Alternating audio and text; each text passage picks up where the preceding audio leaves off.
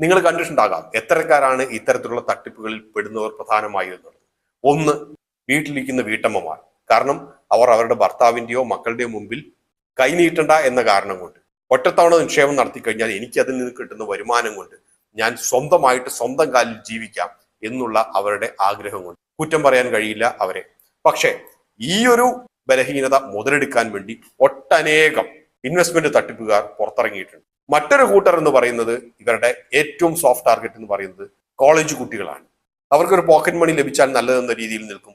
അവർ അച്ഛനും അമ്മേനും ഒക്കെ ക്യാൻവാസ് ചെയ്തിട്ട് പണമിടും. മറ്റൊന്നുള്ളതെന്ന് വെച്ച് കഴിഞ്ഞാൽ കുറച്ച് വലിയ കടബാധ്യതയല്ല, കുറച്ച് കടബാധ്യത ഉള്ളവരും അതേസമയം തന്നെ അവർക്ക് വീണ്ടും കടം വാങ്ങാൻ സാധ്യതയും ഒക്കെ ഉള്ളവരാണ്. അവരെ സംബന്ധിച്ച് പറഞ്ഞു ഫലിപ്പിക്കുന്നത്, നിങ്ങൾ ഈ കടത്തിൽ എന്ത് ജീവിക്കേണ്ട ആവശ്യമുണ്ട്, ഇതിൻ്റെ അകത്ത് നിങ്ങൾ വരൂ, അടുത്ത 1-2 വർഷങ്ങൾക്കുള്ളിൽ നിങ്ങൾക്ക് അംബാനിയാകാം, അദാനിയാകാം എന്നാണ് പറയുന്നത്. നാലാമത്തെ കൂട്ടരാണ് പെൻഷൻ പറ്റിയവർ.